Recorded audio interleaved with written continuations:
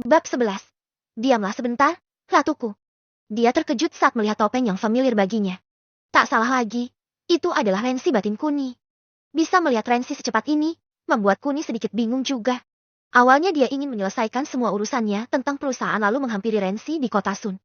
Tapi sekarang, apa yang telah terjadi membuat semua rencana yang telah ia susun secara pribadi itu langsung berantakan. Dia tak menyangka jika Rensi akan menghampirinya secepat ini. Apalagi saat mengingat jika dia tidak menyinggung Nyonya Baibara sehingga kedatangan Rensi merupakan pertanyaan besar baginya. Apakah kamu kepala keluarga Mirza? Baikuni Mirza. Ucap Rensi lantang yang membuat Mohan dan Luhut serta beberapa orang yang mendengarnya terkejut. Mereka tak menyangka jika orang bertopeng di depannya berani berucap lantang di hadapan tuan mereka. Apalagi saat mengingat tadi, orang bertopeng itu bersikap sopan kalau dia sedang mencari kepala keluarga Mirza. Sementara Kuni hanya tersenyum kecil. Dia tak tahu saat ingatan Rensi belum kembali. Dia bisa searogan ini padanya. Padahal saat di Seraya, Rensi adalah orang yang paling takut kehilangan dirinya. Apa yang kamu senyumkan? Apa kamu takut padaku? Ucap Rensi lebih arogan lagi. Aku takut, aku memang takut. Tapi aku memang takut kehilangan kamu ratuku. Ucap Kuni datar yang kembali mengejutkan semua orang yang mendengarnya termasuk Rensi sendiri.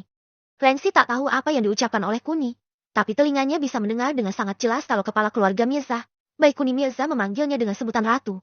Apa maksudmu? Apa yang kamu bicarakan ini? Tanya Rensi dengan rasa kebingungannya. Kuni hanya tersenyum lalu berjalan perlahan mendekati Rensi. Dia sadar jika kata-kata saja tidak akan cukup untuk menjelaskan pada Rensi kalau dia adalah ratu yang dipilih oleh Kuni. Sehingga hanya cincin yang bisa mengembalikan ingatannya secara cepat dan tidak membutuhkan waktu yang lama. Hei, kenapa diam? Apa maksudmu? Ucap Rensi lagi yang sudah siap dengan kuda-kudanya untuk menyerang Kuni. Kuni tetap tersenyum sambil berjalan perlahan ke arahnya dan itu membuat Rensi makin kebingungan. Dengar ratuku, Ovi Martiana Laur. Pakailah ini dan kamu akan mengingat semuanya dengan sangat cepat. Ucap Kuni sambil tersenyum sambil memberikan sebuah cincin emas dengan ukiran yang sangat asing dan lagi-lagi membuat Rensi terkejut bukan main. Hanya satu orang yang mengetahui namanya yang asli dan itu adalah gurunya, Tuan Leo Hadijayandaru. Tapi saat ini, kepala keluarga Mirza yang ada di depannya malah menyebut namanya secara gamblang dan itu mampu membuat dirinya terguncang dan bertanya-tanya. Siapa laki-laki di depannya ini? Siapa kamu? Apa maksudnya ini? Tanya Rensi lagi pada Kuni. Akan sangat panjang jika aku menceritakannya padamu.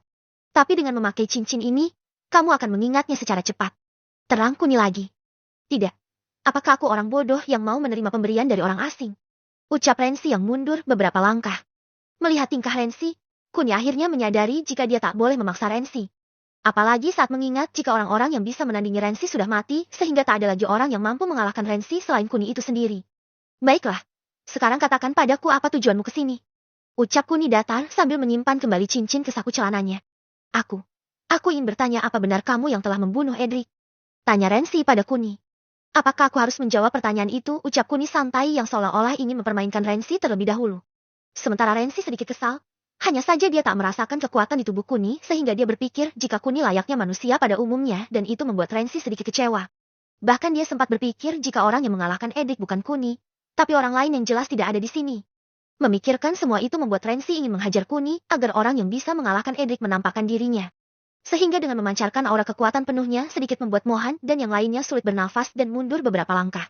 Melihat kesulitan yang dihadapi oleh anak buahnya, membuat Kuni yang semula menyembunyikan kekuatannya langsung mengeluarkan aura yang lebih kuat yang ditunjukkan oleh Rensi. Aura kuat milik Kuni mampu mendorong Rensi mundur beberapa langkah dan membuat Mohan dan yang lainnya langsung bisa bernafas lega. Sementara Rensi terkejut saat mengetahui jika Kuni benar-benar sangat kuat. Setelah mengetahui kekuatan Kuni, Rensi yakin jika Kuni adalah orang yang membunuh Edric. Hanya saja yang ada di pikiran Rensi sekarang. Bagaimana bisa Kuni menyembunyikan kekuatannya? Padahal kekuatan yang dimiliki oleh Kuni jauh melebihi kekuatannya sendiri. Kamu? Siapa kamu? Kenapa kamu memiliki kekuatan sebesar ini? Ucap Rensi yang sedikit sopan dan tak searogan saat pertama kali bertemu Kuni. Aku tahu. Di dunia ini, tidak ada orang yang bisa membunuhmu lagi. Tapi percayalah padaku. Hanya aku yang bisa melakukan itu. Meskipun begitu, aku tidak mungkin membunuh ratuku. Jadi kemarilah Ovi. Pakailah cincin ini dan kamu akan mengingat semuanya. Bahkan misimu yang dikirim ke sini. Terang Kuni sambil mendekat menuju Rensi. Lagi dan lagi, sebuah pernyataan Kuni mampu membuat Rensi terpaku untuk beberapa saat. Rensi jelas tak mengerti arah pembicaraan Kuni. Tapi saat mengetahui kekuatan Kuni yang jauh lebih besar darinya membuat dia tak bisa membantah ucapan Kuni. Meskipun Rensi tak mengerti semua ucapan Kuni, tapi rasa penasaran akan ucapan Kuni mampu membuat hatinya bimbang dan mempertanyakan semuanya. Semua yang dia alami dari kecil sampai sekarang. Bahkan kekuatannya yang hanya dimiliki oleh beberapa murid dari Tuan Leo, serta rahasia kekuatannya yang sangat berbeda dari manusia normal pada umumnya telah muncul di benaknya. Rahasia apa yang sedang terjadi ini dan apakah pemuda di depannya ini mengetahui semuanya batin Rensi? Setelah kamu memakai ini, maka semua ingatanmu tentangku akan kembali pulih dengan cepat. Ucap Kuni sambil memegang tangan Rensi dan itu sangat mengejutkan Rensi. Kamu, apa yang? Diamlah sebentar ratuku, ucap Kuni datar sambil memasangkan sebuah cincin pada Rensi. Setelah memasang, Kuni lalu mundur dan melihat reaksi Rensi. Dia jelas tahu jika setelah ini, Rensi akan mendapatkan kembali semua ingatannya tentang dirinya. Bab 12, memulai rapat paripurna. Rensi yang awalnya terkejut lalu bersikap santai. Apalagi sesaat setelah memakainya dia tidak mengalami keanehan yang terjadi sehingga tiba-tiba Rensi mengalami sakit kepala yang teramat sangat dan tubuhnya berguncang hebat tak kala rasa sakit yang dia emban tak mampu dia tahan. Dengan sedikit linglung, Rensi lalu pingsan dan itu tidak mengejutkan Kuni karena dulu saat menerima ingatannya kembali, Rensi dia temui dalam keadaan pingsan juga. Kalian berjagalah seperti biasanya, ucap Kuni singkat yang mendapat anggukan dari Mohan dan semua orang. Kemudian Kuni membopong Rensi masuk ke dalam rumahnya. Sementara di kamar Vania, Kinan dan juga Puspita terkejut sesaat setelah memasuki kamar Vania. Mereka terkejut karena Vania benar-benar tertidur dan itu membuatnya berpikir dengan apa yang dikatakan oleh Kuni jika Vania benar-benar pingsan sekarang. Setelah beberapa saat, Vania bangun dan terkejut saat di dekatnya ada Kinan dan Puspita. Vania, kamu sudah bangun. Sapa Kinan pada Vania. Kenapa aku ada di sini dan di mana Kuni? Tanya Vania sambil memegang kepalanya. Ini bukannya di kamarmu, dan Kuni sedang ada di luar. Ucap Kinan. Apa? Apa Kuni baik-baik saja? Katakan padaku. Desak Vania yang sedikit lebih mendingan sekarang. Hei Vania, apa yang kamu khawatirkan? Kuni baik-baik saja. Ucap Kinan yang sedikit keheranan dengan kecemasan yang ditunjukkan oleh Vania. Syukurlah kalau Kuni baik-baik saja. Kalau begitu, aku akan menemuinya dulu. Ucap Vania yang mencoba berdiri. Sementara Kinan dan Puspita saling pandang karena mereka tak mengerti apa yang sebenarnya terjadi di antara mereka berdua. Di luar, Vania terkejut saat melihat Kuni membopong orang bertopeng. Sedang Kinan dan Puspita yang melihat paling terakhir juga terkejut saat Vania berhenti dan melihat Kuni membopong orang bertopeng. Kuuun, teriak Vania sedikit berlari sambil mengarah ke Kuni. Oh Vania, kau sudah bangun. Ucap Kuni dengan senyumannya. Siapa dia Kun? Kali ini Kinan yang bertanya pada Kuni karena dia penasaran sekali dengan orang yang dibawa oleh Kuni. Dia adalah ratu kalian. Dia yang akan melindungi kalian. Ucap Kuni singkat. Ratu. Ucap Kinan yang sedikit linglung sekarang. Tuan Kuun, tiba-tiba suara memanggil Kuni dengan bahasa asing mengejutkan semua orang tak terkecuali Kinan dan Puspita yang notabene tidak mengerti arti dari ucapan bahasa asing tersebut. Stella, kamu sudah bangun? Bagaimana keadaanmu sekarang sayang? Ucap Kuni dengan bahasa asing pula. Sementara Kinan dan Puspita kebingungan. Vania yang mengerti ucapan mereka hanya bisa menunduk. Lagi-lagi Vania minder saat mengingat jika wanita-wanita yang ada di dekat Kuni sangat cantik dan seksi. Berbanding terbalik dengan dirinya yang gemuk. Tuan Kun, terima kasih karena telah menyembuhkanku. Salta telah menceritakan semuanya padaku jika Anda yang telah menyembuhkanku. Terang Stella setelah berada di hadapan Kuni. Apa yang kamu katakan sayang? Kamu dan yang lainnya sama bagiku. Dan aku akan melakukan apapun yang terbaik untuk kalian. Jika hanya kesembuhanmu itu adalah hal yang mudah bagiku. Ucap Kuni santai. Tapi Tuan Kun, aku, panggil aku Kuni sayang. Dan lagi kamu harus istirahat dulu agar tubuhmu bugar. Ucap Kuni lalu berjalan ke arah kamar terdekat dan meletakkan Rensi di kasur yang diikuti oleh semua wanita. Baiklah, kalian jaga dia. Dan Kinan, ayo ikut aku. Ucap Kuni lalu pergi keluar. Sementara Kinan tertegun karena banyak sekali hal-hal yang tidak dia duga sebelumnya. Dari yang namanya pengawal, bahasa asing dan juga orang bertopeng yang disebut Kuni sebagai ratu ini. Kinan, ucap Puspita menyadarkan Kinan yang sedikit melamun itu. Kinan yang sadar lalu bergegas pergi menyusul Kuni. Kita mau kemana Kun? Tanya Kinan penasaran. Kita akan menyembuhkan Najwa. Setelah itu kita akan bercinta. Ucap Kuni gamblang yang membuat wajah Kinan sedikit memerah dan kesal. Jangan mimpi, jaga bicaramu Kun. Ucap Kinan sedikit kesal. Iya terserahlah. Ucap Kuni santai sambil memeluk Kinan. Sementara Kinan sedikit risih karena dia dilihat oleh beberapa pengawal yang ada di depan gerbang. Lepas Kun, ucap Kinan lirih. Apa yang kamu takutkan sayang? Kamu adalah cintaku, lalu apa yang perlu kau takutkan? Goda Kuni yang membuat Kinan sedikit luluh dan kesal juga. Dengan cepat mereka tiba di rumah Mona dan sesaat setelah masuk, dia melihat Mona sedang melamun seorang diri dan membiarkan Najwa bersama dengan Lisa. Kun, Mona kenapa? Tanya Kinan yang penasaran. Bukankah kamu tahu kemarin malam kalau suaminya berselingkuh? Mungkin saja dia sedang merenungi nasibnya yang diselingkuhi itu. Ucap Kuni sambil memasuki rumah dan mencari Najwa. Sementara Kinan hanya mengangguk. Kuni langsung tersenyum saat melihat Najwa yang sedang disuapi oleh Lisa. Tuan Kun? Sapa Lisa pada Kuni. Apa dia sudah selesai makan, Lis? Tanya Kuni sambil melihat Najwa dengan mata dewanya. Tinggal sedikit, Tuan. Tapi dia sudah tidak mau. Ucap Lisa sedikit pasrah. Biarkan, Lis. Jangan dipaksa. Ucap Kuni sambil mendekati Najwa. Om siapa? Ucap Najwa yang memang tidak mengenal Kuni sama sekali. Om. Oh, Om adalah dokter baru yang akan mengobati Najwa dan membuat Najwa sembuh. Ucap Kuni sambil membelai rambut Najwa. Mendengar ucapan Kuni, nampak wajah berseri-seri yang ditunjukkan oleh Najwa. Tapi itu hanya sekilas karena Najwa tahu. Dia sudah sering mendengar ucapan penyemangat seperti itu. Kemudian, Kuni mengeluarkan semua peralatannya, termasuk jarum perak dan alkohol murni. Setelah semua peralatan lengkap, Kuni lalu mengobati Najwa. Tentunya dengan membuat Najwa pingsan terlebih dahulu dan itu membuat Lisa dan Kinan terkejut. Sementara di tempat lain, di kediaman Istana Presiden, Jasnan Bramantio sedang mengadakan rapat paripurna dadakan yang ia selenggarakan secara mendadak dan tertutup itu. Semua dia lakukan karena untuk membahas sekaligus memutuskan bagaimana tindakan yang akan dia pilih selanjutnya. Apakah membela Bayi Kuning Mirza atau malah menjadi musuh bagi Bayi Kuning Mirza? Semua situasi yang ada saat ini sudah aku ceritakan semuanya. Sekarang terserah kalian, usulkan apapun itu karena aku sendiri tidak bisa memutuskan mau dibawa kemana bangsa ini. Terang Jasnan setelah panjang lebar menjelaskan situasi terkini yang dialami oleh negara Java. Ini sangat sulit sekali, Mr. Presiden. Bahkan aku sendiri tidak mempercayainya jika aku tidak melihatnya sendiri. Ucap salah satu anggota dewan. Bab 13, masalah yang diberikan oleh keluarga Mirza. Ini sangat sulit sekali, Mr. Presiden. Bahkan aku sendiri tidak mempercayainya jika aku tidak melihatnya sendiri. Ucap salah satu anggota dewan. Apakah berita ini valid? Aku takut ini hanya rumor ataupun berita hoaks-hoaks yang sedang lalu lalang di media sosial, Mr. Presiden. Imbuh yang lainnya. Sejujurnya aku juga meragukannya. Tapi cerita yang aku dapat ini berasal dari jenderal satu-satunya kita, Jenderal Sukirman. Lalu, apakah aku harus meragukan ucapan dari jenderal kita? Terang Jasnan yang sedikit mengejutkan semua orang yang hadir. Lebih dari 15 orang yang hadir dan semua tercengang saat mendengar nama Jenderal Sukirman yang menjadi narasumber terpercayanya. Bahkan ada lebih dari setengah dari jumlah orang yang hadir kenal betul dengan Jenderal Sukirman dan sudah tidak perlu diragukan lagi kesetiaan serta dedikasi beliau terhadap negara Java ini. Setelah mengetahui narasumbernya adalah seorang jenderal, orang-orang anggota dewan yang semula meragukan informasi ini langsung terdiam. Mereka tak berani mencela lagi karena konsekuensinya adalah bermusuhan dengan seorang jenderal jika mereka meragukan informasinya. Ada apa dengan kalian? Apa keputusan kalian mengenai hal ini? Tanya Jasnan lagi saat tak mendengar satu kata pun dari semua orang yang hadir di sini. Jika seorang jenderal sudah berkata seperti itu, maka kita harus mempercayainya. Ucap anggota dewan yang terdekat dengan Jasnan. Betul itu.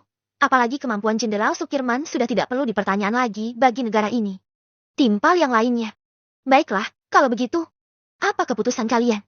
Mau mendukung Bayi Kuning Mirza atau menyerahkannya pada kerajaan Oceani? Tanya Jasnan lagi. Mengenai itu, kami. Tok. Belum sempat salah satu anggota dewan menyelesaikan ucapannya. Tiba-tiba mereka dikejutkan dengan suara ketukan pintu. Mendengar suara ketukan pintu, membuat semua orang kembali tercengang.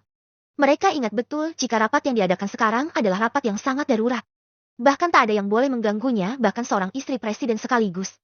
Tapi jika masih ada yang berani mengetuk pintu itu, maka ini merupakan masalah baru yang lebih darurat lagi. Katakan ajudan, ada apa? Ucap Jasnan sedikit kesal.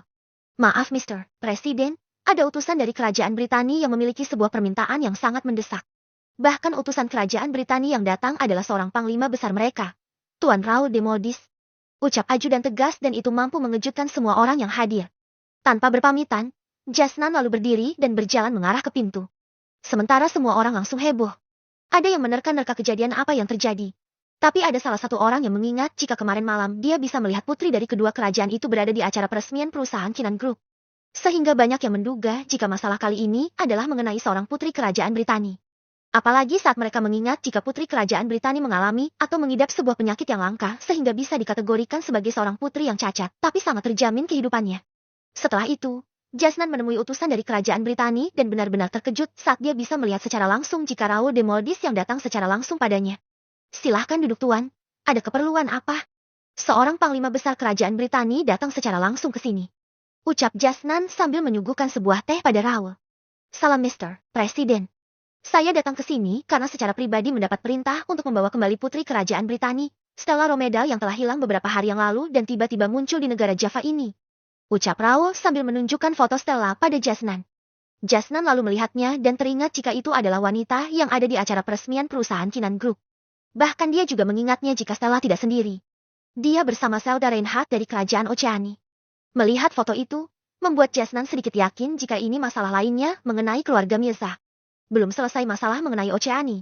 Sekarang timbul lagi masalah lainnya dan ini mengenai kerajaan Britani. Dua kerajaan besar dan makmur sedang menatap ke arah Java.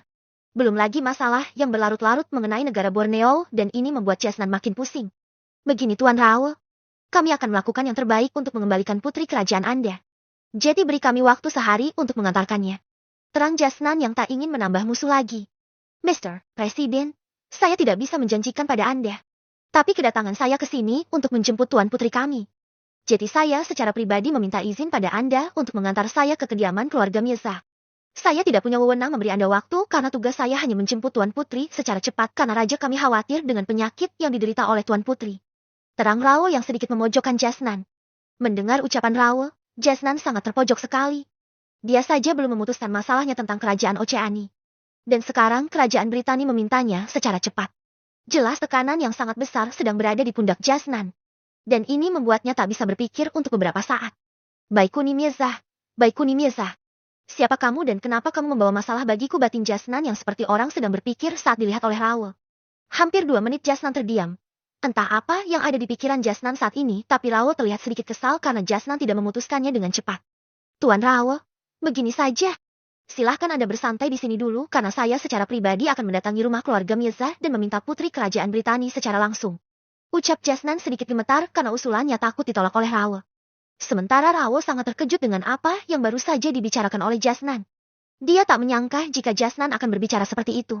Seorang presiden akan menemui rakyat jelatanya secara langsung. Apa aku tidak salah dengar Mr. Presiden? Ucap Raoul tak percaya. Ini tidak seperti yang Anda pikirkan Tuan Raoul. Hanya saja keluarga Mirza adalah keluarga yang sangat misterius bagi kami. Bahkan kami tidak tahu dia muncul dari mana dan ketika muncul, dia telah membuat negara ini terguncang. Ucap Jasnan sambil mengingat semua masalah yang disebabkan oleh keluarga Mirza.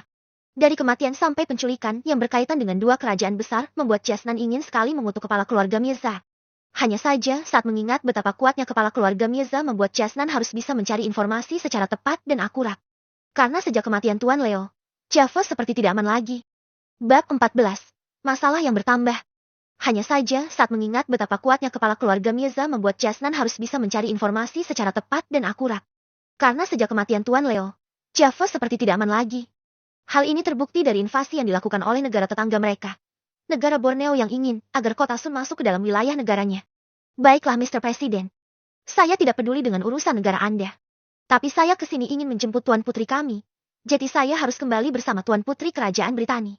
Ucap Raoul yang sedikit membuat Jasnan kesal. Tuan Raoul, saya tahu Anda seorang panglima besar di kerajaan Anda. Tapi Anda di sini sebagai utusan. Jadi jaga bicara Anda. Karena ucapan Anda barusan seolah-olah meremehkan status saya sebagai presiden negara ini. Ucap Jasnan yang membuat Raoul terkejut. Bagaimana Raoul tidak terkejut? Sejak awal Jasnan seperti sangat menghormatinya sehingga Raoul sedikit meremehkannya. Tapi saat Jasnan mengatakan keberatannya tadi membuat Raoul mau tak mau sedikit takut karena dia sekarang ada di negara Java. Selain itu, dari awal Raoul memang memandang rendah Jasnan. Terlebih saat Jasnan mengatakan jika dia akan menemui rakyat jelatannya secara langsung. Karena di Britani, rakyat itu yang akan datang ke istana jika disuruh oleh Western, dan bukan sebaliknya. Tapi sekarang, Raoul sedikit tak bisa berkata-kata saat Jasnan tidak lagi menghormatinya. Hal ini membuat Raoul bingung dengan situasi yang tiba-tiba berubah arah. Di mana saat tujuan awalnya menjemput Putri Stella, malah mendapat penolakan dari Jasnan. Bahkan Jasnan yang awalnya sopan, kini terlihat garang dan itu membuat Raoul sedikit memutar otaknya untuk menjadikan situasi yang tidak menguntungkan ini kembali berpihak padanya.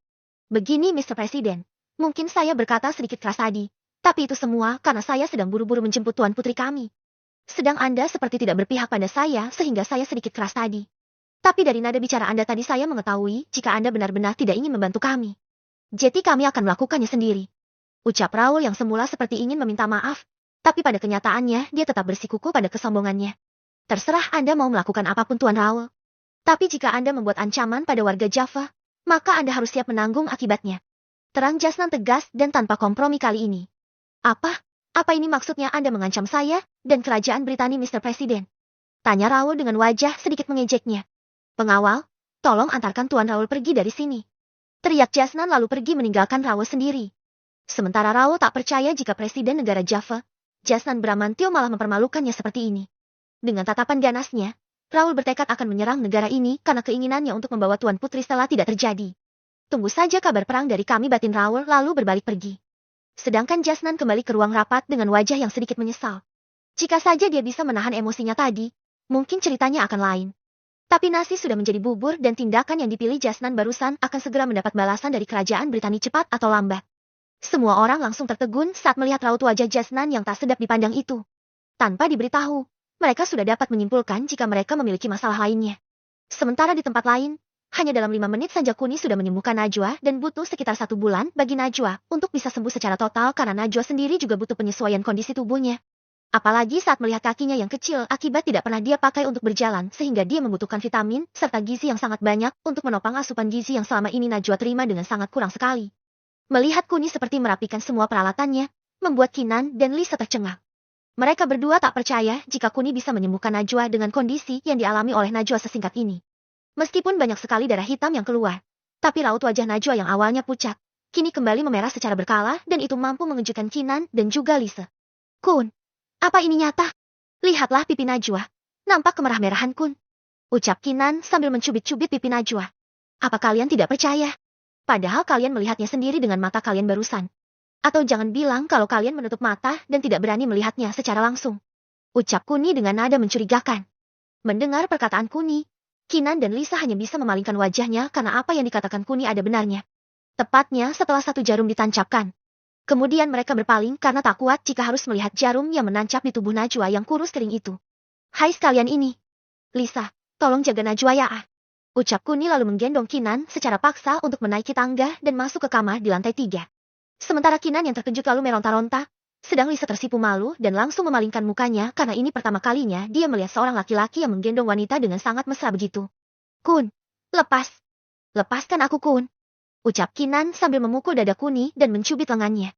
Hanya saja, semua itu tak berarti di tubuh Kuni karena Kuni tak merasakan rasa sakit setelah menerima warisan ilmu dari kakek buyutnya. Hei sayangku Kinan, apa yang kamu lakukan? Apa kamu tidak menginginkannya? Ucap Kuni setelah tiba di sebuah kamar di lantai 3. Kamu jahat Kun. Mau kau apakan aku? Kenapa kamu tidak bisa bersikap lembut padaku? Ucap Kinan sesaat setelah dia diturunkan oleh Kuni. Melihat mata Kinan yang sembab, membuat Kuni sedikit merasa bersalah pada Kinan. Dia lalu memeluk Kinan erat-erat sambil membelai rambut Kinan dengan lembut. Maafkan aku sayang, aku tak bermaksud menyakitimu. Sejujurnya aku hanya ingin memberikan sesuatu yang sangat istimewa untukmu sehingga aku terlihat sedikit berlebihan tadi. Sekali lagi maafkan aku Kinan. Ucap Kuni lirih sambil memeluk Kinan. Sementara Kinan masih sedikit syok, hanya saja dia bingung dengan dirinya sendiri. Dia tak tahu kenapa dengan dirinya karena sejujurnya dalam hati Kinan. Dia sungguh-sungguh masih tidak bisa menerima Kuni dengan sepenuh hatinya. Meskipun dia bersimpati sebelumnya karena mendengar cerita dari Kuni. Tapi saat jauh dari Kuni, hatinya seperti biasa saja dan dia hanya seperti punya perasaan yang sangat rapuh pada Kuni. Bab 15. Kinan kembali ke mode awal. Meskipun dia bersimpati sebelumnya karena mendengar cerita dari Kuni. Tapi saat jauh dari Kuni, hatinya seperti biasa saja dan dia hanya seperti punya perasaan yang sangat rapuh pada Kuni. Entah karena situasinya yang terlalu cepat, atau karena hatinya yang tidak siap menerima Kuni sehingga dia selalu bimbang saat berduaan dengan Kuni. Banyak pertanyaan dan juga jawaban yang ingin dia dengar. Tapi Kinan tak tahu harus memulainya dari mana. Tanpa sadar, Kinan sedikit menangis dan itu disadari oleh Kuni. Ada apa denganmu Ki? Kenapa kamu menangis? Ucap Kuni sambil mengusap pipi Kinan. Mendengar pertanyaan Kuni, Kinan hanya menggeleng dan tak membalas ucapan Kuni. Dia tak tahu harus berkata apa lagi karena dia benar-benar bingung sekarang. Ayolah Kinan, jangan seperti ini. Kamu selalu diam kalau ada masalah. Bukankah aku selalu bilang kalau setiap ada masalah lebih baik dibicarakan dulu? Terang Kuni. Sementara Kinan kembali terkejut. Memang tipikalnya saat ada masalah, dia lebih memilih diam dan membuat masalah itu menguap dengan sendirinya. Tapi saat mendengar keluhan Kuni membuat Kinan yakin jika dulu dia selalu seperti ini dan ini membuat Kuni sedikit kesal mungkin. Apakah ini membuatmu kesal Kun? Ucap Kinan sambil mengusap air mata terakhirnya. Dulu memang iya, tapi setelah lama-kelamaan, aku sudah terbiasa dengan sikapmu itu. Ucap Kuni sambil kembali memeluk Kinan. Katakan Kun, seberapa besar kamu mencintaiku dulu? Tanya Kinan yang memang penasaran dengan cerita masa lalunya. Kamu bertanya padaku tentang seberapa besar rasa cintaku padamu. Ucap Kuni yang mendapat anggukan dari Kinan. Dengar Ki, jika aku mati dan kamu punya portal masa lalu dan bisa mengembalikan kamu ke masa lalu dan memulainya dari nol. Apa yang akan kamu pilih?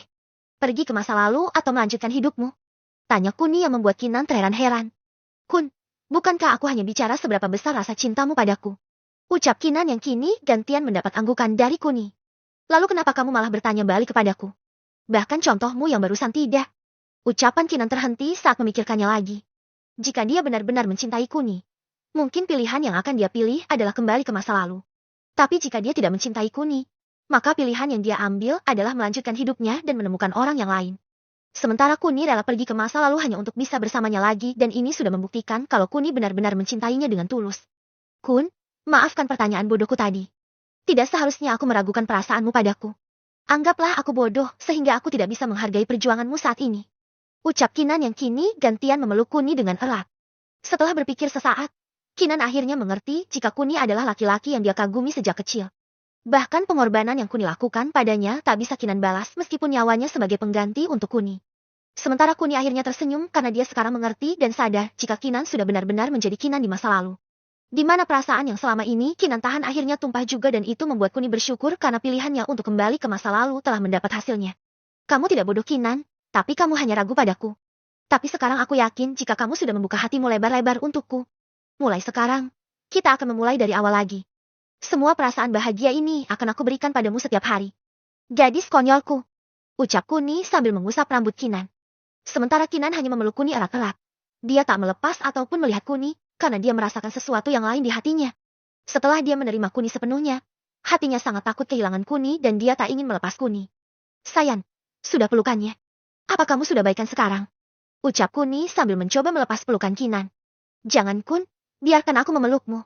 Aku takut kehilangan kamu jika kamu aku lepas. Ucap Kinan yang membuat Kuni terkejut. Mungkin dia bisa merasakan jika Kinan telah menerimanya, tapi rasa takut kehilangan yang ditunjukkan oleh Kinan terlalu berlebihan menurut Kuni. Kinan, apa kamu ada masalah lain? Bicaralah sayang. Ucap Kuni mencoba merayu Kinan. Kinan hanya menggeleng sambil memeluk Kuni erat-erat. Ayolah sayang, ada apa denganmu? Aku tahu jika kamu diam seperti ini, pasti ada masalah yang kamu pikirkan. Terang Kuni lagi. Tidak ada Kun.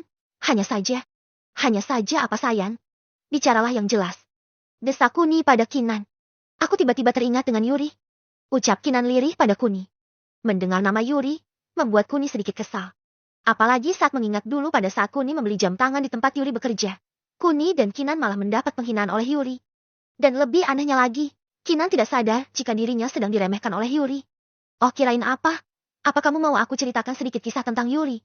Ucap Kuni yang kali ini membawa Kinan ke sebuah sofa di depan kasur. Apa? Memangnya dulu kita bertemu Yuri? Ucap Kinan sedikit antusias. Baiklah, dengar ya, Yuri temanmu itu akan sukses karena bekerja di sebuah toko jam yang sangat terkenal di kota ini. Bahkan dia sangat bahagia tak kala manajer toko jam tersebut mengagumi dan menyukai Yuri. Jadi mulai sekarang kamu jangan mengkhawatirkannya karena dia juga memiliki kehidupan yang baik. Bahkan jika kamu mau, kamu bisa merekrut Yuri ke Kinan Group dan mempekerjakannya sebagai sekretarismu. Apa kamu lega sekarang? Ucap Kuni lebih antusias lagi. Hal ini Kuni ceritakan dengan penuh kebohongan karena dia tak harus membantu orang yang telah menghinanya dulu. Tapi semua ini Kuni lakukan agar Kinan tidak terlalu banyak pikiran karena untuk kedepannya dia akan selalu direpotkan dengan urusan perusahaan Kinan Group. Dan untuk mengetahui keadaan Yuri, Kuni pasti akan melupakan semua perlakuan Yuri asalkan Kinan tetap baik-baik saja. Hei Kun, apa kamu bercerita dengan jujur? Karena aku merasa kamu berbohong kali ini. Ucap Kinan yang sedikit membuat Kuni terkejut. Hah? Kamu tidak percaya padaku dan menganggap aku berbohong. Lalu kemarin-kemarin apa kamu percaya padaku? Ucap Kuni dengan wajah konyolnya. Bab 16. Bercinta dengan Kinan kembali. Lalu kemarin-kemarin apa kamu percaya padaku? Ucap Kuni dengan wajah konyolnya. Melihat wajah konyol Kuni, membuat Kinan tertawa lepas. Baru kali ini dia bisa tersenyum di hadapan Kuni. Sementara Kuni ikut tersenyum juga. Akhirnya dia bisa tertawa bersama Kinan lagi. Dia bisa duduk bersama Kinan lagi dan dia bisa. Tanpa disadari oleh Kuni, Kinan yang sudah berhenti tertawa itu lalu mencium bibir Kuni dan membuat Kuni sedikit terkejut juga. Meskipun begitu, Kuni tetap diam dan tak ingin membalas ciuman Kinan karena dia takut jika terlalu agresif, maka Kinan akan sedikit tidak nyaman nantinya. Mereka berciuman hanya beberapa detik saja. Setelah itu, Kinan melepas ciumannya sambil tersenyum genit pada Kuni. Apa ini? Apa kamu benar-benar dari masa depan? Keluh Kinan pada Kuni. Mendengar keluhan Kinan, Kuni sedikit bingung juga. Dia tak tahu harus berkata apa. Tapi satu yang pasti, itu tandanya Kinan menginginkan lebih dari ini. Tanpa berkata-kata, Kuni lalu meraih kepala bagian belakang milik Kinan lalu ditariknya mendekat ke arahnya. Dan seketika bibir mereka bertemu dan saling bersentuhan. Hanya saja, kali ini Kuni tidak diam. Dia berinisiatif sendiri dengan menjulurkan lidahnya untuk membuka mulut Kinan yang tertutup rapat. Awalnya Kinan tetap menutup mulutnya. Tapi lama-kelamaan saat lidah Kuni sudah membasahi seluruh permukaan mulutnya membuat Kinan mau tak mau membuka mulutnya dan menjulurkan lidahnya. Di momen yang ditunggu-tunggu ini, Kuni semakin agresif mempermainkan lidahnya dan membuat Kinan menggeliat-geliat keenakan tak kala lidah Kuni berhasil masuk dan menyapu habis mulut Kinan. Setelah kurang lebih 3 menit, Kuni menghentikan aktivitasnya sambil melihat wajah Kinan yang sudah sayu itu. Itu menandakan jika Kinan sudah siap ke tahap selanjutnya. Apakah kamu masih kuat, Sayan? Ucap Kuni sambil mencoba menggoda Kinan. Sementara Kinan hanya tersenyum, dia tak bisa berkata-kata karena baru pertama kali ini dia merasakan gejolak kenikmatan di hatinya. Bahkan rasanya, dia tak ingin cepat berlalu dan selalu ingin merasakannya terus. Melihat wajah Kinan yang sayu, Kuni memberanikan diri untuk membuka kancing Kinan dan itu tidak membuat Kinan risih atau terkejut. Setelah menyadari jika Kinan bersikap pasrah dan menerima perlakuan Kuni, tanpa basa-basi lagi. Sambil berciuman, Kuni membuka satu persatu kancing baju Kinan sampai semuanya terlepas. Sementara Kinan hanya menikmati setiap cumbuan yang Kuni lakukan, tanpa dia sadari jika kancing bajunya sudah terlepas semua. Nampak sebuah gunung kembar besar yang dibalut oleh sebuah kain yang kecil. Bahkan kain tersebut tidak bisa menutupi semua gunung kembar milik Kinan. Hanya setengahnya saja yang tertutup dan itu mampu membuat darah Kuni mendesir dengan cepat saat mengingat jika dirinya bisa kembali merasakan bercinta dengan Kinan. Wanita yang telah mengambil perjakannya dulu. Dengan tanpa sabar, Kuni lalu menyibak kain yang menutupi salah satu gunung kembar milik Kinan, dan ini sedikit membuat Kinan meronta karena kegelian. Apa kamu sudah siap, Sayan?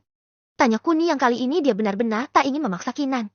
Mendengar ucapan Kuni, Kinan hanya mengangguk pelan sembari kedua tangannya melonggarkan pengait yang ada di punggungnya. Setelah pengait itu lepas, kain yang awalnya menahan serta menutupi setengah gunung kembarnya langsung terjatuh dan seperti buah yang bergelantungan. Seperti itulah gunung kembar Kinan yang tiba-tiba jatuh dan tertahan oleh tangan Kuni. Saat bisa merasakan gunung kembar milik Kinan, Kuni meremasnya pelan dan itu mampu membuat Kinan menggeliat dan tak bisa duduk dengan diam. Rasa kenyal yang memenuhi telapak tangannya. Bahkan telapak tangan Kuni yang besar itu tak mampu menampung gunung kembar besar milik Kinan, sehingga tanpa berlama-lama lagi, Kuni lalu menjulurkan lidahnya ke puting ranum yang berwarna sedikit merah muda itu, dan itu mampu membuat Kinan mendesah untuk sesaat. Nim, terus Sayan Kak. Ucap Kinan setelah merasakan sensasi yang sangat luar biasa itu. Baru kali ini Kinan merasakan gejolak yang membara di hatinya. Apalagi saat Kuni memilin serta menyedot-nyedot putingnya, membuat Kinan makin meracau tak karuan. Oh, terus Sayan Kak, lebih keras lagi sedotannya. Ucap Kinan sambil menahan kepala Kuni agar tetap berada di gunungnya. Sementara Kuni terus menikmati, Kinan yang baru pertama kali ini merasakan langsung menggeliat-geliat tak karuan. Bahkan racauannya semakin keras tak kala sedotan Kuni yang semakin keras serta permainan lidah Kuni mampu membuatnya merasakan sensasi geli-geli nikmat yang baru pertama kali dia rasakan ini. Terus Kun, oh Kun, terus. Racau Kinan sambil mendongak dan memejamkan matanya karena membayangkan dan merasakan betapa nikmatnya sensasi yang diberikan oleh Kuni. Hampir 5 menit Kuni memainkan lidahnya dan itu mampu membuat Kinan melayang. Hanya saja, setelah beberapa saat, Kuni berhenti dan mendongak ke atas untuk melihat wajah Kinan yang semakin memerah itu. Senyum jelas terpencar di hati Kuni karena sekarang dia benar-benar bisa bercinta dengan Kinan. Setelah melihat wajah sayu Kinan, Kuni berdiri dan menanggalkan semua pakaiannya sampai telanjang bulat. Sementara Kinan yang sedikit malu dan terkejut hanya sedikit menunduk dan mulutnya ternganga saat melihat tonggak Kuni yang sudah mengarah padanya. Kemudian muncul di benaknya saat Kinan pertama kali melihat film Blue dan adegan yang dia lihat adalah adegan saat seorang wanita memasukkan tonggak pria lawan jenisnya ke dalam mulutnya yang mungil dan itu membuat Kinan sedikit jijik. Hanya saja kali ini, saat bayangan serta libidonya yang telah memuncak. Rasa jijik yang sebelumnya ada di pikirannya itu tertutupi oleh rasa penasaran yang sangat tinggi. Sehingga tanpa berlama-lama lagi, dia meraih tonggak Kuni dan mengelusnya dengan sangat lembut sekali. Sayan, apakah ini akan muat? Ucap Kinan sambil terus membelai tonggak Kuni. Jangankan punyamu, ini akan masuk jika Mela yang ada di depanku sekarang. Ucap Kuni sambil memapah Kinan dan membawanya ke atas kasur. Mendengar ucapan Kuni, Kinan tentu saja terkejut. Mela bahkan hanya setinggi gunungnya, dan lagi tubuh Mela yang kecil itu seolah-olah dia anak berumur remaja. Meskipun kenyataannya Mela sudah berumur 19 tahun dan tahun ini akan genap berusia 20 tahun. Tapi tubuh mungilnya sudah membuktikan jika Mela tak mungkin bisa melayani Kuni. Mengingat tonggak Kuni yang panjang dan besar ini, membuat Kinan yakin jika Kuni hanya menghiburnya saja. Bab 17. Mencapai kenikmatan bersama. Mengingat tonggak Kuni yang panjang dan besar ini, membuat Kinan yakin jika Kuni hanya menghiburnya saja. Aku meragukannya Sayan, ucap Kinan sambil membuka seluruh pakaiannya sampai dia benar-benar telanjang bulat sama dengan Kuni saat ini. Jika tidak dicoba, bagaimana bisa tahu Sayan? Ucap Kuni lalu mendekap dan menciumui Kinan lagi. Dari yang berciuman, memilin puting sampai-sampai tangan Kuni yang bergerilya ke setiap inci bagian tubuh Kinan dan itu membuat Kinan sangat-sangat bergairah. Bahkan akibat dari cumbuan Kuni, Kinan tak mampu berdiri dan hanya bisa membaringkan tubuhnya yang berisi itu di atas kasur sambil telentang dan pasrah. Apa kamu yakin, sayang? Aku tidak akan memaksa jika kamu tidak menginginkannya. Ucap Kuni lagi bertanya pada Kinan. Lakukanlah, Kun. Aku sudah siap sekarang. Ucap Kinan lalu memejamkan matanya. Sementara Kuni hanya tersenyum saat melihat keadaan Kinan yang pasrah. Hanya saja dia tidak buru-buru karena dia ingat. Ini adalah pertama kalinya Kinan merasakan lagi dan dia ingin memberikan kesan yang baik untuk Kinan. Melihat Kinan masih memejamkan matanya, Kuni lalu mengarahkan kepalanya ke mahkota Kinan. Bau yang sangat familiar ini mampu membuat Kuni makin terangsang dan tanpa berlama-lama lagi, Kuni lalu menjulurkan lidahnya dan memainkan lidahnya di mahkota Kinan. Tentu saja itu sangat mengejutkan Kinan karena dia tak mengira jika Kuni akan mempermainkannya dulu. Oh, aha, iya Kun, terus ses. Racau Kinan sambil menahan kepala Kuni dan meremas-remas gunungnya sendiri. Oh ya Kun, iya terus sayaan. Racau Kinan lagi saat Kuni terus saja menjilati mahkotanya dengan lidahnya.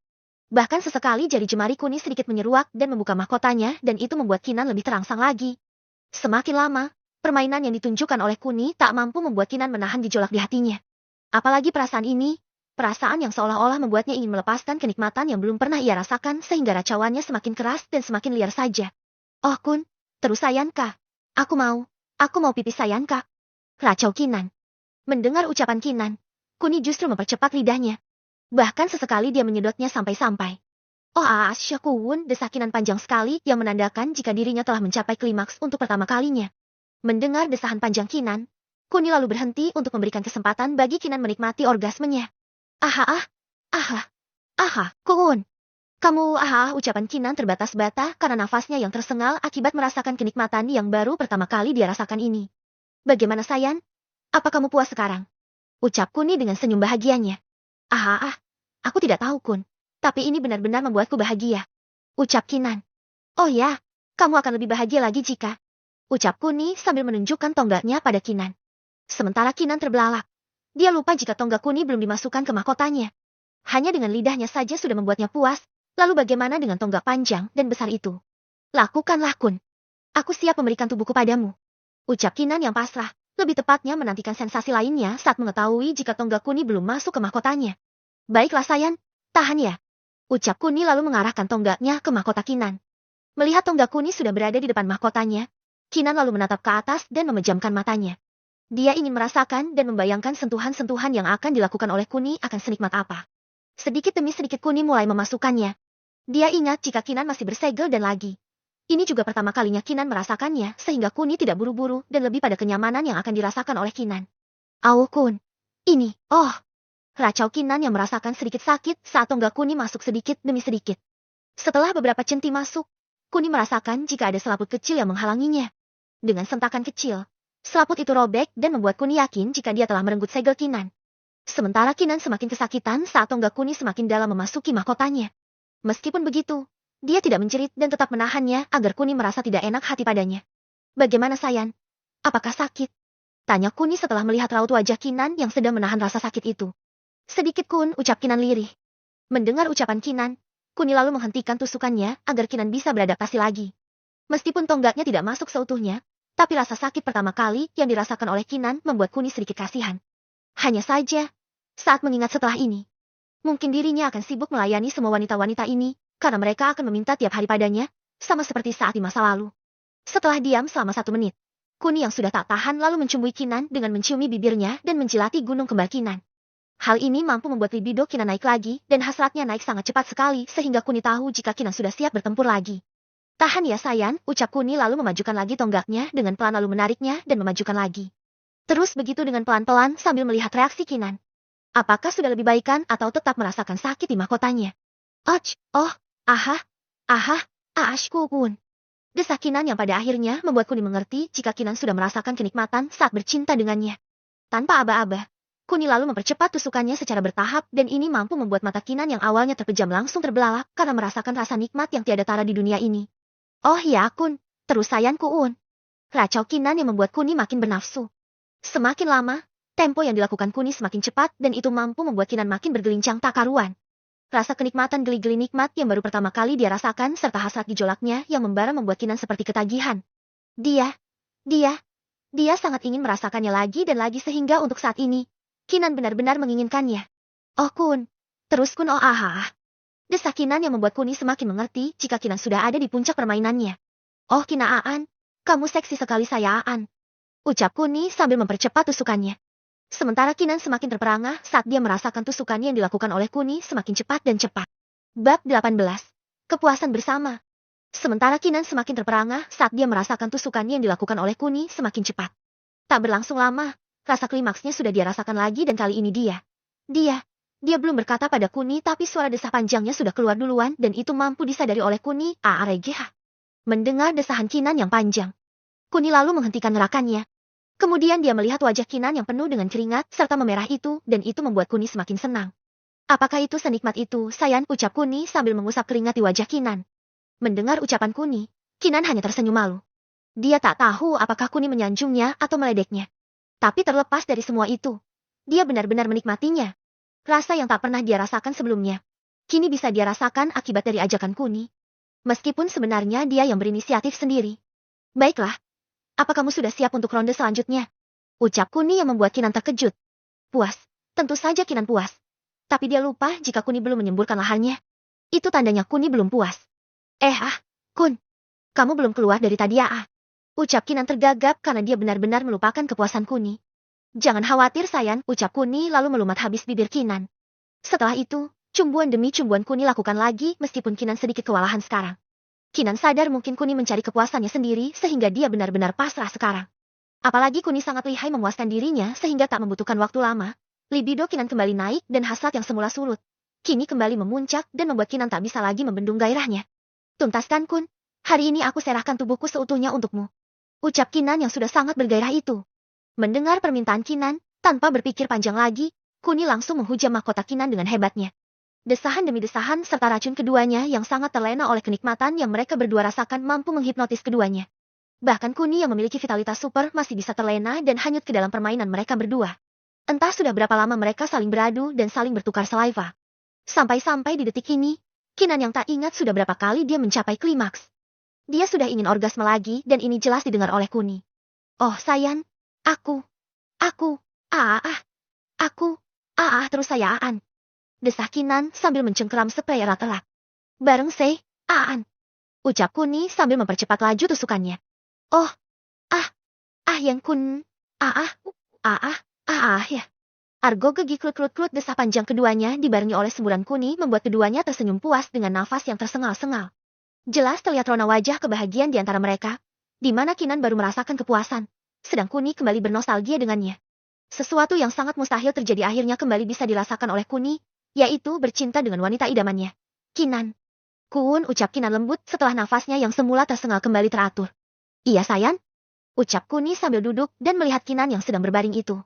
Katakan padaku, apakah dulu kita melakukannya senikmat ini? Atau kita bisa jauh lebih nikmat lagi? Ucap Kinan yang sangat penasaran sekali dengan kehidupannya yang dulu. Buatku sama Ki. Kita melakukannya sama seperti ini dan itu juga setiap hari. Sehingga kau kecanduan dan selalu memintanya. Ucap Kuni sedikit dilebih-lebihkan. Meskipun kenyataannya sebaliknya, tapi Kuni ingin sekali menyanjung Kinan agar kedepannya mereka bisa sering melakukannya. Hamazete, jadi kita setiap hari melakukannya karena aku yang kecanduan. Ucap Kinan sambil berpikir jika apa yang dikatakan oleh Kuni mungkin saja benar. Karena sejujurnya, di hati Kinan sekarang, tidak ada perbedaannya antara Kuni berkata jujur atau berbohong padanya. Karena dia sangat ingin merasakannya terus. Apalagi saat mengingat rasanya yang membuat dirinya seperti melayang-layang dan lupa dengan kehidupan dunianya. Seolah-olah, Kinan dibawa ke tempat yang indah serta menakjubkan. Itu yang dirasakan oleh Kinan saat bercinta dengan Kuni. Oh, kenapa kamu diam? Apa kamu tidak mempercayai perkataanku? Tanya Kuni lagi. Tidak, aku tidak meragukanmu lagi. Tapi aku hanya berpikir, mungkin saja apa yang kamu katakan itu benar. Karena mungkin aku sekarang kecanduan bercinta denganmu. Ucap Kinan lirih yang sedikit malu-malu. Meskipun lirih, tapi Kuni mendengarnya dengan sangat jelas. Hal itu yang membuat Kuni sangat mencintai Kinan karena Kinan selalu berkata sesuai dengan isi hatinya. Bahkan wanita terbaik di antara mereka semua hanya Kinan yang paling baik. Karena selain Kinan adalah idamannya. Kinan selalu memikirkan orang lain terlebih dahulu sebelum memikirkan dirinya sendiri. Kamu jangan khawatir Sayan. Aku akan selalu memuaskanmu kapanpun kamu mau. Di samping itu, jika kamu masih kurang, kita bisa melanjutkannya lagi sekarang. Ucap Kuni sambil tersenyum pada Kinan. Mendengar ucapan Kuni, Kinan hanya sedikit malu lagi. Dia tak mengerti bagaimana laki-laki tampan di depannya ini begitu mencintainya. Kalau kamu masih mau, Aku akan melayanimu lagi, Kakun. Ucap Kinan sedikit terbata-bata. Mendengar ucapan Kinan yang tidak yakin itu, membuat Kuni hanya tersenyum. Kamu jangan khawatir, Ki. Kita bisa melakukannya kapanpun kamu mau. Tapi sekarang kamu istirahatlah dulu. Kita tak perlu buru-buru, karena kita sudah tidak punya musuh lagi. Kita hanya perlu menikmati dan menjalani kehidupan ini dengan sangat baik sehingga anak-anak kita kelak akan mendapat kehidupan yang layak juga. Ucap Kuni sambil memapah Kinan untuk berdiri. Kita mau apa, Kun? Tanya Kinan. Apalagi? Ya kita harus mandi untuk membersihkan tubuh kita. Kamu jangan khawatir. Nanti malam kita akan bercinta lagi. Bisik Kuni yang membuat Kinan makin merona. Sementara Kinan tertegun, Kuni menariknya ke kamar mandi dan mereka akhirnya mandi bersama untuk pertama kalinya. Kinan yang sedikit linglung langsung terkejut saat air hangat menyirami tubuhnya. Bahkan pandangannya tak lepas dari Kuni saat Kuni dengan lembut dan penuh kasih sayangnya mengelus seluruh tubuhnya dan membasuhnya. Kinan merasa jika Kuni adalah laki-laki yang baik serta bertanggung jawab tinggi karena sikap yang ditunjukkan Kuni padanya adalah sikap seorang pria dewasa yang begitu perhatian pada orang terkasihnya. Bab 19. Gangguan dari Raul. Kinan merasa jika Kuni adalah laki-laki yang baik serta bertanggung jawab tinggi karena sikap yang ditunjukkan Kuni padanya adalah sikap seorang pria dewasa yang begitu perhatian pada orang terkasihnya. Kuun, ucap Kinan lirih. Ada apa, sayang? Ucap Kuni sambil menatap Kinan. Maafkan aku, Kun. Maafkan aku karena sejak awal aku tidak mempercayaimu. Wah. Ucap Kinan yang tak bisa membendung air matanya karena Kinan teringat saat pertama kali dia bertemu Kuni. Dia malah tak mempercayainya. Apa yang kau katakan, sayang? Aku sudah tidak mempermasalahkannya. Tapi sejujurnya aku merasa jika aku yang salah karena tidak mendekatimu secara normal. Itu semua bukan salahmu, dan berhentilah menangis. Aku tidak ingin melihat air matamu ini. Bukan hanya kamu. Aku juga tidak ingin melihat air mata semua orang. Jadi aku mohon Kinan, berhentilah menangis. Ucap Kuni sembari memeluk dan menghibur Kinan. Sementara Kuni dan Kinan sedang mandi bersama, di depan gerbang rumah Sisal, Raul Demodis dan beberapa pengawalnya yang berjumlah lebih dari 10 orang tersebut telah tiba. Kemudian Raul menghampiri 4 penjaga yang ditugaskan untuk menjaga gerbang dengan raut wajah yang sedikit meremehkan manusia rendahan batin Raul sambil berjalan mendekati mereka. Hei, di mana bayi Kuni Mirza? Ucap Raul arogan sekali. Sementara keempat penjaga tersebut saling pandang karena sejujurnya mereka tidak memahami apa yang diucapkan oleh Raul. Itu karena bahasa mereka yang berbeda dan lagi mereka tak pernah mempelajari bahasa asing. Apa kau tuli? Hah? Teriak Raul lagi dan ini sedikit membuat keempat penjaga itu mengerti kalau mereka sedang dibentak. Mendengar nada Raul yang teriak-teriak, penjaga yang paling besar langsung menghampiri Raul dan berdiri di depannya. Dia hanya memandangi Raul dan memberinya isyarat karena dia tak bisa berbicara memakai bahasa Raul. Pergi, ucap penjaga tersebut sambil mengarahkan telunjuknya ke arah pintu perumahan. Melihat arah telunjuknya, membuat Raul naik pitam. Dia tahu jika dirinya sedang diusir oleh penjaga tersebut. Dengan rasa amarah yang memuncak karena merasa selalu diusir, Raul lalu meraih pistolnya yang ada di pinggangnya dan mengarahkannya pada penjaga yang mendekatinya itu. Sementara penjaga tersebut langsung mundur ketika dia ditodong senjata. Dia hanya tak ingin membuat keributan sehingga dia menyuruhnya pergi dengan bahasa isyaratnya. Tapi yang tidak dia duga adalah justru Raul malah menodongnya dengan pistol. Cepat beritahu aku. Di mana bayi Kuni Mirza? Ucap Raul semakin keras lagi saat berteriak dan tentu saja itu didengar oleh Kuni yang sedang berada di dalam kamar mandi bersama Kinan. Sayang, kamu mandilah yang bersih. Aku lupa harus mengurus sesuatu dulu. Ucap Kuni lalu mencium kening Kinan. Setelah itu, dia bergegas pergi karena dia takut terjadi hal-hal yang tak diinginkan lainnya. Setelah memakai pakaiannya, Kuni lalu bergegas keluar dan dengan cepat sudah ada di gerbang rumahnya dulu. Dari dalam gerbang, dia bisa melihat seseorang yang pernah dia lihat sebelumnya. Bahkan nama orang itu tidak pernah Kuni lupakan karena dia adalah orang yang berani menembaknya tanpa diberi aba-aba oleh atasannya dan nama laki-laki itu adalah... Oh Raul, ada apa ini? Dan tolong jelaskan padaku apa maksud todongan pistolmu yang mengarah pada para pengawalku. Ucap Kuni yang berjalan santai sambil mendekati Raul dan itu membuat Raul dan seluruh pengawalnya terkejut. Baik Kuni Mirza, di mana Tuan Putri Stella? Ucap Raul yang arogan dan tak menghiraukan pertanyaan Kuni. Mendengar ucapan Raul yang arogan, Kuni jadi teringat dengan kejadian yang menimpanya di masa lalu. Di mana pada saat dia berada di Britani, Raul tak segan-segan melepaskan tembakan ke arahnya. Dari kejadian seperti itu sudah membuat Kuni yakin jika Raul adalah orang yang sangat kejam dan tak pandang bulu dalam membunuh seseorang. Raul, apa kamu tuli? Aku bertanya padamu. Tapi kamu malah bertanya balik padaku? Ucap Kuni datar dan kali ini mampu membuat Raul dan seluruh pengawalnya terancam. Kamu, dasar manusia rendahan. Apa menurutmu aku pantas menjawab pertanyaan dari manusia rendahan sepertimu? Hah? Teriak Raul lebih keras lagi dan itu malah membuat Kuni tersenyum. Bukan takut, tapi Kuni justru tersenyum karena dia tak mengira jika Raul adalah orang yang sangat bodoh. Hanya saja, penghinaan yang dilontarkan oleh Raul padanya tak akan pernah bisa Kuni tolerir. Dengar Raul, Aku bahkan tidak tahu jika ada manusia bodoh dan tolol sepertimu. Aku akan bertanya sekali lagi. Jika kamu tidak menjawab, maka dengan terpaksa aku. Duoreh. Belum sempat Kuni selesai berkata, Raul yang sudah naik pitam karena mendengar ancaman Kuni langsung melepaskan tembakan padanya. Hanya saja, mata Raul langsung terbelalak saat melihat peluru yang mengarah pada Kuni terhenti dan melayang beberapa sentimeter dari tubuh Kuni. Raul ucap Kuni datar lalu menghilang. Sementara Raul mencari-cari Kuni, seluruh pengawal yang ada di belakang Raul menjerit kesakitan secara bergantian. Raul lalu menoleh ke belakang dan lebih dari 10 pengawalnya tergeletak di tanah. Semua mati dan hanya ada satu yang belum mati. Tapi dia masih menahan rasa sakit yang diakibatkan oleh Kuni sambil menunduk ke tanah. Hei, katakan padaku. Apa yang terjadi? Tanya Raul penasaran sambil menggoyang-goyangkan tubuh pengawalnya. Pengawal itu hanya menggeleng sekali lalu menghembuskan nafas terakhirnya di hadapan Raul. Raul yang melihat kejadian itu merasa heran. Dia tak mengerti apapun tapi para pengawalnya telah mati semua. Raul tak ingin mempercayainya. Tapi semua orang yang ada di depannya ini benar-benar nyata. Dengan perasaan kebingungannya, Raul berdiri mencari-cari Kuni dan melihat Kuni sedang berada di depan gerbang sambil tersenyum jahat padanya. Raul yang frustasi itu lalu melepaskan tembakan lainnya tepat ke arah Kuni. Tapi usaha Raul tetap sia-sia karena tembakan yang dilepaskan oleh Raul terhenti sebelum mengenai kulit Kuni.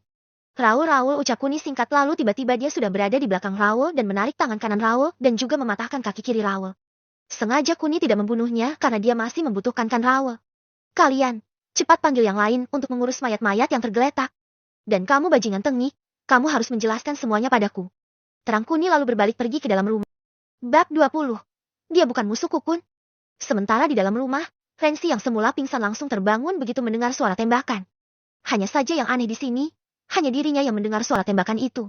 Sedangkan yang lain seperti Sissel, Stella dan Zalta tidak mendengar apapun. Rupanya, setelah mendapat ingatannya kembali, kepekaan panca inderanya ikut meningkat dan hampir sama seperti milik Kuni di mana dia bisa mendengar hal sekecil apapun meskipun pendengarannya masih di bawah Kuni. Karena mendengar beberapa tembakan serta dia tidak mengenal semua wanita ini, kecuali Sissel. Rensi lalu bangun dan berdiri yang membuat semua wanita yang bersamanya kebingungan. Rensi yang mengetahui sikap kebingungan mereka hanya acuh. Dia tak memedulikan mereka karena tujuannya adalah suara tembakan serta keberadaan Kuni. Setelah keluar kamar, Rensi lalu berlari secepat kilat dan terkejut saat mengetahui jika Kuni baru saja membuka pintu utama dan memasuki rumah. Rajaku, ucap Rensi sesaat setelah dia berada di hadapan. Ratuku Ovi, apa ingatanmu sudah kembali? Ucap Kuni pada Rensi. Sudah rajaku, ucap Rensi singkat. Baiklah, bangunlah ratuku. Ucap Kuni. Baik rajaku. Ucap Rensi. Katakan padaku Ovi, hal terakhir yang kamu ingat di ingatanmu seperti apa? Tanya Kuni yang sedikit penasaran dengan ingatan Rensi. Maaf rajaku. Saya mengingat jika misi saya adalah membawa Anda kembali ke Straya demi keberlangsungan kota Straya itu sendiri. Terang Rensi yang langsung ke intinya. Hems, apa ada lagi ingatan yang lainnya? Tanya Kuni lagi. Tidak ada yang lain rajaku, ucap Rensi setelah mengingat beberapa saat. Oh, sekarang katakan padaku. Apakah kita pernah berpetualang bersama Ovi? Tanya Kuni lagi. Tidak rajaku, ucap Rensi lagi setelah berpikir beberapa saat. Mendengar ucapan Rensi, Kuni tentu saja terkejut. Dia kira, Rensi akan mengingat petualangan mereka. Tapi yang terjadi malah sebaiknya. Baiklah ratuku Ovi. Kita akan kembali ke Straya nanti malam. Sekarang aku akan mengurus masalah di sini dulu. Ucap Kuni sambil duduk di kursi yang ada di depannya. Sementara Rensi masih berdiri, Kuni memanggil pengawalnya agar membawa Raul masuk ke dalam rumah. Mohon, bawa masuk bajingan itu. Teriak Kuni lalu pintu utama dibuka dan Raul sedang ditandu oleh 4 pengawal yang dipandu oleh Mohan. Tuan Kun, apa yang harus kita lakukan pada mereka? Tanya Mohan pada Kuni. Kuni hanya diam sambil memandangi Raul. Dia tak menyangka jika dulu dia dan Raul memang sedikit berselisih. Tapi masalahnya tidak separah ini. Mungkin karena dulu masih ada Western sehingga Raul sedikit menahan dirinya. Tapi sekarang, saat dia ada di depannya, Raul sangat arogan sekali seolah-olah dia yang paling kuat saja. Eva, coba kemarilah. Ucap Kuni santai dan itu mampu didengar oleh Eva yang sedikit ketakutan itu. Dia tahu jika itu suara Kuni. Tapi suara yang menggema di telinganya itu seperti suara hantu, karena hanya ada suaranya dan tidak ada orangnya. Kemudian Eva bergegas menuju ke Kuni dan terkejut saat melihat orang yang tangan dan kakinya hilang satu. Saking terkejutnya, Eva bahkan hampir pingsan saat mengenali orang yang cacat itu adalah Panglima Besar Kerajaan Britani, Raul de Moldis. Kun, ini, dia bajingan Eva. Ucap Kuni sambil memotong ucapan Eva. Bajingan? Bajingan apa yang kamu maksud? Dia itu seorang Panglima Besar Kerajaan Britani Kun. Ucap Eva mencoba menjelaskan pada Kuni. Sementara Kuni sedikit terkejut saat mendengar posisi atau jabatan yang dimiliki oleh Raul. Meskipun begitu, Kuni tetap bersikap santai karena tak ada bedanya bagi dia. Mau raja atau panglima, jika dia berani mengusiknya maka nasibnya tak jauh beda dengan seorang mayat. Dengar F. Aku tidak peduli jabatan apa yang dia punya. Tapi aku meminta satu hal padamu. Cepat pesan senjata terkini dan termutakhir untuk para pengawal kita. Dia mencoba membunuh pengawal kita, Bah. Panglima Raul, ucap seseorang yang tanpa sengaja memotong ucapan Kuni. Semua orang yang hadir langsung menatap ke arah sumber suara tersebut. Hanya Kuni yang tetap diam karena dia tahu suara itu berasal dari Stella yang sudah turun dan melihat Raul di depannya. Melihat Raul sangat menyedihkan seperti itu, membuat Stella tak kuat menahan tangisnya. Stella tak menyangka jika dia akan bertemu dengan Raul dalam keadaan yang tidak baik-baik saja ini. Sementara Raul saat bertemu Stella seperti anak ayam yang bertemu induknya. Memelas dan penuh iba yang membuat Stella tak kuasa menahan tangisnya. Sedang Kuni yang mengetahui jika Stella menangis demi orang lain membuat Kuni sedikit bingung juga. Dia tak tahu apakah Stella punya kenangan dengan Raul. Tapi satu yang selalu Kuni ingat, dia tidak akan bersimpati lagi pada musuh-musuhnya, karena jika itu terjadi, maka akibatnya akan tidak bisa Kuni perhitungankan. Stella, diamlah. Untuk apa kamu menangisi musuh kita? Ucap Kuni datar sekali. Dia keluargaku, Kun. Dia bukan musuhku. Ucap Stella sambil sesenggukan. Keluarga? Apa semua keluargamu arogan seperti dia? Dia berani menembaki pengawal kita dan juga menembakiku. Apakah ini yang kamu maksud keluarga? Terang Kuni yang membuat Raul makin menunduk. Sementara semua orang yang tak mengerti bahasa Kuni hanya bisa saling pandang dan mencoba mencari tahu apa maksud ucapan Kuni. Panglima Raul, katakan padaku apa yang terjadi. Tidak mungkin Anda searogan itu, bukan? Tanya Stella dengan nada tidak percayanya. Sementara Raul terdiam. Dia hanya menunduk dan tak berani berkata apa-apa lagi karena kondisinya yang sangat mengenaskan itu. Bagi seorang panglima sepertinya, mengalami situasi seperti ini sama saja dengan kematian. Karena Raul sangat bangga dengan kemampuannya memimpin sebuah pasukan. Jika berita tentang keadaannya yang sekarang didengar oleh seluruh pasukannya di kerajaan Britani, maka Raul tak akan punya muka untuk berdiri di hadapan seluruh pasukannya. Panglima Raul, teriak Stella lebih keras lagi dan itu mengejutkan Raul. Raul ingat jika Stella mengidap penyakit Alzheimer dan itu tidak baik bagi kesehatannya. Tapi sekarang, Stella berteriak keras padanya yang membuat Raul takut penyakit Stella akan kambuh. Tuan Putri Stella, aku mohon tenangkan diri Anda. Saya tidak masalah tumbang di sini. Tapi aku tidak ingin penyakit Anda kambuh di sini. Ucap Raul dengan nada yang sangat menyedihkan sekali itu. Bab 21. Sungguh keajaiban. Tuan Putri Stella, aku mohon tenangkan diri Anda. Saya tidak masalah tumbang di sini. Tapi aku tidak ingin penyakit Anda kambuh di sini. Ucap Raul dengan nada yang sangat menyedihkan. Apalagi dia berbicara sambil tidak melihat Stella karena dia tak kuat jika harus dilihat oleh tuan putrinya dalam keadaan yang mengenaskan seperti ini. Jangan khawatirkan penyakitku, Panglima Raul. Sekarang ceritakan padaku apa yang terjadi. Kenapa Anda bisa jadi seperti ini? Tanya Stella lagi. Sudahlah Tuan Putri, jangan hiraukan aku. Aku kesini ingin membawa Tuan Putri kembali ke kerajaan Britani. Tapi, ucapan Raul terhenti saat dirinya mengingat semua kejadian hari ini dari awal. Dari dia menemui Presiden Java sampai dia datang ke rumah Sisal telah membuatnya mengerti jika semua ini mungkin saja akibat dari ulahnya sendiri. Kearoganan serta kesombongannya telah menghancurkan dirinya sendiri. Tapi apa Panglima? Tanya Stella yang penasaran. Mohon, cepat bawa keempat penjaga yang tadi. Teriak Kuni santai. Sampai keempat penjaga itu tiba. Raul tak membuka mulutnya. Dia tak berkata sepatah kata pun sehingga itu membuat Kuni sedikit geram. Kamu, cepat ceritakan apa yang terjadi tadi. Tanya Kuni pada pengawalnya. Dengan gugup, pengawal itu menceritakan semuanya sambil diterjemahkan oleh Kuni agar Stella dan Raul mengerti apa yang diucapkan oleh pengawal Kuni. Mendengar terjemahan Kuni, mata Raul terbelalak dan pikirannya kosong. Dia tak menyangka jika kejadiannya adalah mereka tak mengerti dengan apa yang dibicarakan oleh Raul. Bahkan Raul tadi sempat berpikir jika dirinya sedang diusir lagi sehingga dia naik pitam lalu menodongkan pistolnya pada mereka.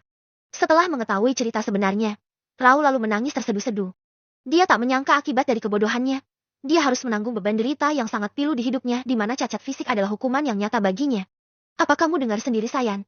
Dia dengan sadarnya mengancam pengawal kita dengan senjata api. Apa kita harus membiarkannya hidup? Ucap Kuni. Sementara Stella tak menghiraukan ucapan Kuni. Dia paham betul. Setelah mendengar cerita dari pengawalnya jika benar terjadi kesalahpahaman di sini. Raul mungkin sangat sombong. Tapi dia tidak bodoh batin Stella.